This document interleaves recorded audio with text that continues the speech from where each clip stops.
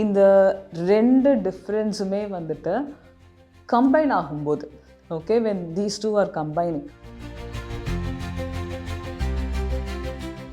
நீ இப்படி ஃபீல் பண்ணால் ஐ ஃபீல் பவர்ஃபுல், இந்த மாதிரி ஒரு மைண்ட் செட் இந்த புலி பண்ணுற பசங்களுக்கு இருக்கும்.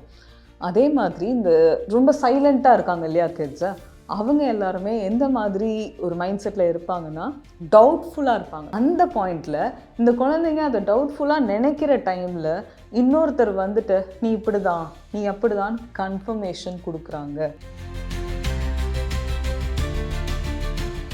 எமோஷ்னல் ஷட் டவுன்னா என்ன அப்படின்னா, எனக்கு இதெல்லாம் தோணுது, பெயின்ஃபுல்லாக இருக்குது, ஆனால் எனக்கு எக்ஸ்ப்ரெஸ் பண்ண தெரியலை. இந்த பையன்கிட்ட பேசணுங்கிறது சிச்சுவேஷன், பட் பேசாமல் நிற்பாங்க. ரீசன் என்னென்னா, நான் குட் சைல்டுங்கிற அந்த டைரியில் இருக்கணும் அப்படிங்கிற தாட். அந்த மொமெண்ட்டில் அவங்களுக்கு என்ன தேவைப்படுது, என்ன கைண்ட் ஆஃப் சப்போர்ட் தேவைப்படுதுன்னு தான் நம்ம பார்க்கணுமே தவிர, we should not be that solution giver.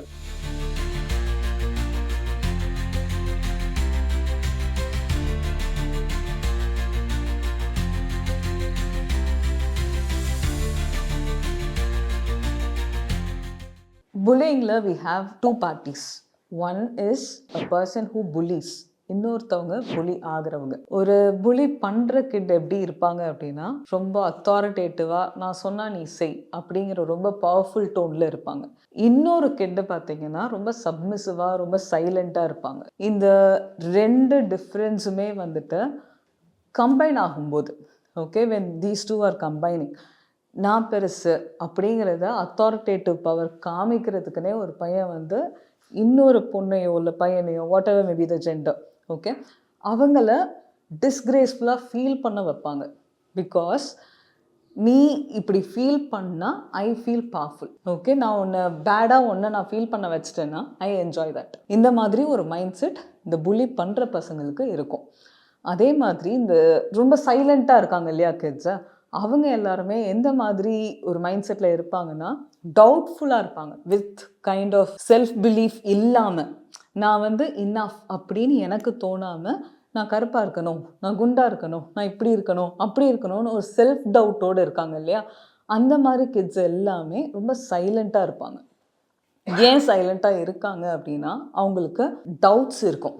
நான் இப்படி இருக்கணும் அப்படின்ற டவுட். இந்த டவுட் எங்கேருந்து வருது அப்படின்னு பார்த்தீங்கன்னா, ஃப்ரம் நம்மளோட சொசைட்டியாக இருக்கட்டும், பேரண்ட்ஸாக இருக்கட்டும், இல்லை டீச்சர்ஸ், யாராவது ஒருத்தர் வந்து அவங்களே இந்த வேர்ட்ஸ் எல்லாம் சொல்லியிருப்பாங்க.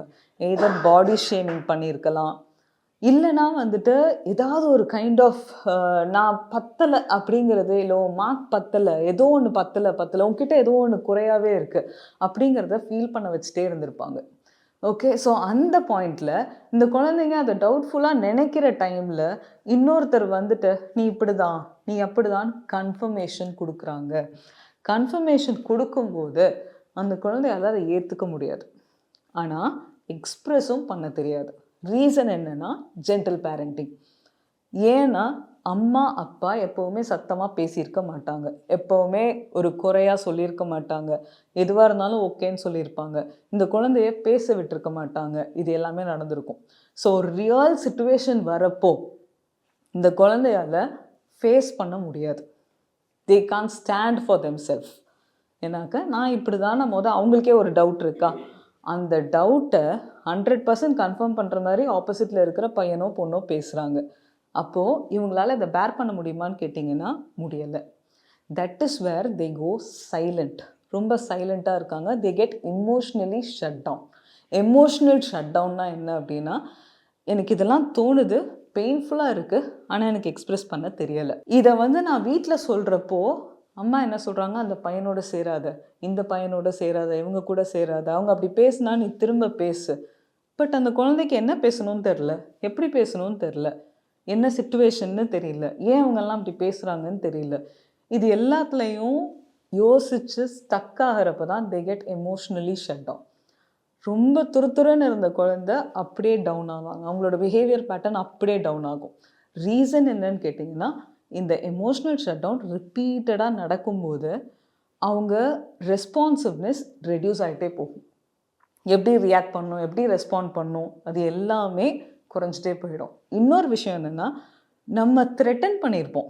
நீ திரும்ப பேசினா மிஸ் திட்டுவாங்க, இவங்க திட்டுவாங்க, அவங்க திட்டுவாங்க, ஒபே பண்ணணும், இன்ஸ்ட்ரக்ஷன் ஃபாலோ பண்ணணும். இது எல்லாமே வந்து we categorize as good child.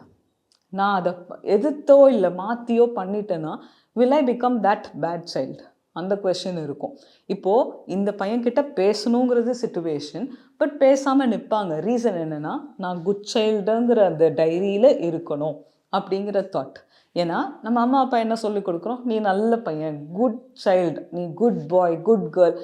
நம்ம எப்போவுமே குட்டுங்கிறத அப்படி தான் நெகட்டிவாக இம்பேக்ட் பண்ணிகிட்ருக்கோம். வேறஸ் அதை எப்படி ரீப்ளேஸ் பண்ணணும் அப்படின்னா, what you are doing is good. நீ குட்டுங்கிறத ரீஃப்ரேஸ் பண்ணணும். ரீஃப்ரேஸ் எப்படி பண்ணுவீங்க? நீ பண்ண செயல் நல்லா இருந்துச்சுன்னு சொல்லணும். நீ இதை பண்ணதுனால நீ குட்டுன்னு கிடையாது, பட் நீ இந்த ஆக்ஷன் எடுத்ததுனால you are a good human. அந்த மைண்ட் செட்டில் தான் நம்ம வளர்க்கணுமே தவிர, இதெல்லாம் நீ எப்போவுமே பண்ணக்கூடாது அப்படின்னு நம்ம சொல்லி கொடுத்துட்டோம் அப்படின்னா, கோவப்படுறது தப்புன்ற மைண்ட் செட்டுக்கு போயிட்டாங்க. இப்போ அவன் கோவப்படணுமா கோவப்படக்கூடாதா அப்படின்ற டவுட்டில் அந்த பையன் நின்றுட்டுருக்கான், அந்த பொண்ணு நின்றுட்டுருக்காங்க. இப்போது திடீர்னு நீங்கள் வந்துட்டு ஒருத்தவங்க இப்படி பேசினா நீ கோவமாக திரும்ப பேசிட்டு வரணும்ல அப்படின்னு கேட்குறீங்க. அந்த குழந்தைக்கு ஆல்ரெடி டவுட்டு, நான் கோவமாக பேசணுமா கோவமாக பேச வேண்டாமா அப்படின்ட்டு. இப்படி ஒரு கன்ஃபியூஷனில் தான் அவங்களுக்கு இந்த எமோஷ்னல் ஷட் டவுன் நடக்குது. இதை டீப்பாக நம்ம அண்டர்ஸ்டாண்ட் பண்ணால் தான் we can do a better parenting. இதை குழந்தைங்களால் அவங்களா இது எல்லாத்தையும் எக்ஸ்ப்ரெஸ் பண்ண முடியாது. As parents we need to understand what the child really require. அந்த மொமெண்ட்டில் அவங்களுக்கு என்ன தேவைப்படுது, என்ன கைண்ட் ஆஃப் சப்போர்ட் தேவைப்படுதுன்னு தான் நம்ம பார்க்கணுமே தவிர, we should not be that solution giver. Solution கிவர்னால் நீங்கள் இந்த பையனை இப்படி பேசுனா இப்படி பேசு, அப்படி பேசுன்னு சொல்லி கொடுக்குறீங்க. இமேஜின் நீங்கள் எல்லா விஷயத்தையும் சொல்லி கொடுத்துட்டே இருக்கீங்க. எப்படி இருந்தாலும் they are going to get exposed to a different world. வேறு சிச்சுவேஷன் வருது, அதை எப்படி ஹேண்டில் பண்ணுவாங்க? நீங்கள் சொல்லிக் கொடுத்த இதே இன்ஸ்ட்ரக்ஷன் அந்த சிச்சுவேஷனுக்கு செட் ஆகாது. அப்போ என்ன பண்ணுவாங்க? they become totally dependent on you. நீங்கள் இல்லை அப்படின்னா அவங்களால டெசிஷன் எடுக்க முடியாது. So the better way of parenting is helping them think. அவங்களோட காக்னிட்டிவ் டெவலப்மெண்ட்டை தான் நீங்கள் சொல்லிக் கொடுக்கணுமே தவிர, சொல்யூஷன் கொடுத்தீங்க அப்படின்னா they won't be able to face the situation. அந்த facing situation you need to understand where the child is struggling. அவங்க எங்கே ஸ்ட்ரகிள் பண்ணுறாங்க, எதை சொல்ல கஷ்டப்படுறாங்கங்கிறத நீங்கள் தெரிஞ்சுக்கணும். தெரிஞ்சுக்கிட்டதுக்கு அப்புறம் தான் அவங்களுக்கு என்ன மாதிரி பேரண்டிங் இன்புட்ஸ் தேவைன்னு பார்த்து உங்களால் கொடுக்க முடியும். இது சைலண்ட்டாக இருக்க இந்த குழந்தைக்கு. இதுவே புலி பண்ணுற பையனாக இருக்கான், எங்கேயாவது ஸ்கூலுக்கு போகிறான், அடிச்சுட்டு வந்துடுறான், இப்படி பண்ணுறான் அப்படி பண்ணுறான், அந்த பொண்ணாகவும் இருக்கட்டும் பையனாகவும் இருக்கட்டும், எந்த ஜெண்டருங்கிறது இங்கே விஷயம் இல்லை. யார் பண்ணாலும் எந்த ஸ்பேஸ்லேருந்து பண்ணுறாங்கன்னு நம்ம பார்க்கணும். இப்போது இந்த குழந்தையோட அம்மா அப்பா இவங்களோட ஆக்டிவிட்டீஸ் எதையுமே வந்துட்டு அண்டர்ஸ்டாண்ட் பண்ணிக்காமல் இல்லை கவனிக்காமல் அப்ரிஷியேட் பண்ணாமல் இந்த மாதிரி விடும்போது வாய்ட் ஸ்பேசஸ் நிறைய கொடுத்துட்டாங்க. இவங்க பண்ண வேண்டிய விஷயம் அப்ரிஷியேட் பண்ணியிருக்கலாம், ஏதாவது ஒரு நல்லா பண்ணியிருந்தால் அவங்களுக்கு அந்த அட்டென்ஷன் கொடுத்துருக்கலாம். அந்த அட்டென்ஷன் வீட்டில் கிடைக்காதப்போ they want to get it from the society. அந்த சொசைட்டிங்கிறது இப்போதைக்கு அவங்களோட அந்த பியர்ஸ் தான், ஸ்கூலில் தான். ஸோ ஸ்கூலில் போய் என்ன பண்ணுறாங்க அப்படின்னா, யாரையாவது அடித்தா திட்டினா மிரட்டினா they feel good. அந்த அவங்க பார்த்து பயப்படுறத பார்க்கும்போது they feel that power. Okay, அந்த அட்டென்ஷன் நம்ம மேலே வருது, நம்மளை எல்லாருமே கவனிக்கிறாங்க, இந்த ஃபீல் எல்லாமே ரிப்பீட்டடாக அவங்களுக்கு போகிறப்ப they feel that they are in the right path. அப்போது அவங்க ஓவர் கான்ஃபிடென்ஸுங்கிற ஒரு பாயிண்ட்டுக்கு போகிறாங்க. ஓவர் கான்ஃபிடென்ஸ் வந்ததுக்கப்புறம் what ever they do that is right அப்படிங்கிறது அவங்களோட மைண்ட் செட்டாக மாறிடுது. அப்போது அடித்தா பெட்டராக இருக்குது, நான் தான் சுப்பீரியராக இருக்கேன் அப்படிங்கிறத அவங்க ஃபீல் பண்ண ஆரம்பிக்கிறாங்க. வேறஸ் இதே அப்ரிசியேஷனையும் ஒரு கரெக்டான பேலன்ஸ்டு இதெல்லாம் நம்ம கொடுத்துருந்தோம் அப்படின்னா இது அவாய்ட் பண்ணியிருக்கலாம். பட் இது ரெண்டு சைட்லையும் ரெண்டு குழந்தையும் நம்ம ப்ளேமே பண்ண முடியாது. ரீசன் என்னென்னா, ரெண்டு சைட்லையும் ரெண்டு பேரண்ட்ஸோட இன்புட் என்னன்னு பார்க்கணும். அண்ட் எனக்கு இப்போது நிறைய பேர் வரதில்லை. வாட் ஐ அண்டர்ஸ்டாண்ட் இஸ், நம்ம ஸ்கூலில் தானே எதிர்பார்க்குறோம். ஸ்கூலில் நான் கம்ப்ளைண்ட் பண்ணிட்டேன், ஸ்கூலில் எந்த ஆக்ஷனும் எடுக்கலை. ஸ்கூலில் அவங்க இன்ஸ்ட்ரக்ஷன் பேஸ்டு தான் சொல்லிக் கொடுக்க முடியும்.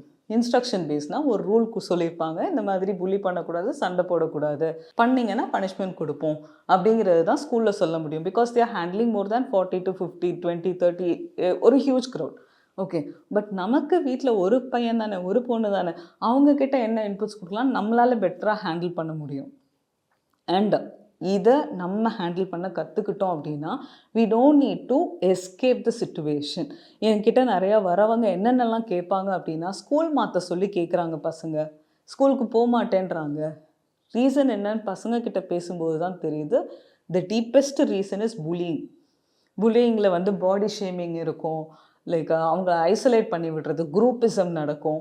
இது எல்லாமே வந்து டிஃப்ரெண்ட் பர்செப்ஷனில் நீங்கள் பார்க்க முடியும்.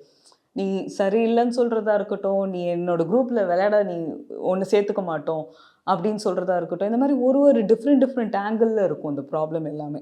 ஓகே, பட் எல்லாமே பார்த்தீங்கன்னா they are feeling lonely. Deep inside அவங்களோட லோன்லினஸ் காமிக்கும். எனக்கு இங்கே சரியாக ஃப்ரெண்ட்ஸ் இல்லை அப்படிங்கிற மைண்ட் செட் வந்ததுக்கப்புறம் they don't want to stay in that school. இப்போ என்ன பண்ணுவாங்க, இந்த ஸ்கூலை விட்டு வேறு ஸ்கூல் போகணுன்னு அம்மா அப்பாட்ட கேட்குறாங்க. அம்மா அப்பாவுக்கு கன்ஃபியூஷனாக இருக்குது. குழந்தை ஸ்கூல் போக மாட்டேங்குது அண்ட் அவங்களுக்கு இதுக்கு மேலே ஒரு பெட்டரான ஸ்கூலை இந்த ஷார்ட் டியூரேஷனில் கண்டுபிடிக்கணும். இது ரெண்டுமே பேரண்ட் சைடில் உள்ள ப்ரெஷர். ஓகே, ஸோ இப்போது ப்ரெஷரை ஹேண்டில் பண்ணுறதுக்காக you are searching next school. I can guarantee you, இந்த குழந்தை இன்னொரு ஸ்கூல் போனாலும் she or he will face the same problem. Reason என்னென்னா இவங்களோட கேரக்டர் இதே தான். கேரக்டரை மாற்றாத வரைக்கும் நீங்கள் எத்தனை ஸ்கூல் மாற்றினாலும் தே won't be able to get friends. Okay, அதே மாதிரி இவங்க அக்ரெசிவாக இருக்காங்கங்கிறதுக்காக ஸ்கூல் மாற்றுறீங்க, என்ன ரீசனுக்காக ஸ்கூல் மாற்றினாலும் அவங்களால எதையுமே மாற்றிக்க முடியாது. Because they remain the same person. அவங்களோட கேரக்டர் அதுவாகவே தான் இருக்குது. அப்போது நீங்கள் என்ன பண்ண முடியும், ஒரே ஒரு விஷயம், understand there character, work on that, அவ்வளோதான், சிம்பிள் சொல்யூஷன். பட் எஸ்கேப் பண்ண ட்ரை பண்ணீங்க அப்படின்னா இதே சிச்சுவேஷன் எல்லா பார்ட் ஆஃப் லைஃப்லையும் பேட்டர்னாக ஃபார்ம் ஆக ஆரம்பிக்கும். they really want to escape the situation. So இந்த மாதிரி நடக்கும்போது ஸ்கூல் போவாங்க, காலேஜ் போவாங்க, எனக்கு இந்த கோர்ஸ் பிடிக்கல, இந்த ஒர்க் பிடிக்கல, இது பண்ணல, வெளியில் மாறிட்டே இருப்பாங்க. மாறிட்டே இருக்கும்போது அவங்களுக்கு எதனால் வந்து என்னால் ஸ்டேபிளாக ஒரு இடத்துல ஸ்டே பண்ண முடியலன்னு லேட், அதாவது எப்படி சொல்லலாம்னா ஒரு 20ஸ்லேயோ 30ஸ்லேயோ தான் வந்து தே ஃபீல் லைக் நமக்குன்னு எதுவுமே வராதா, நம்மளால் எதுவும் பண்ண முடியாதான்னு அவங்களா யோசிக்கிற டைம் அந்த ஸ்டேஜில் தான் வரும்.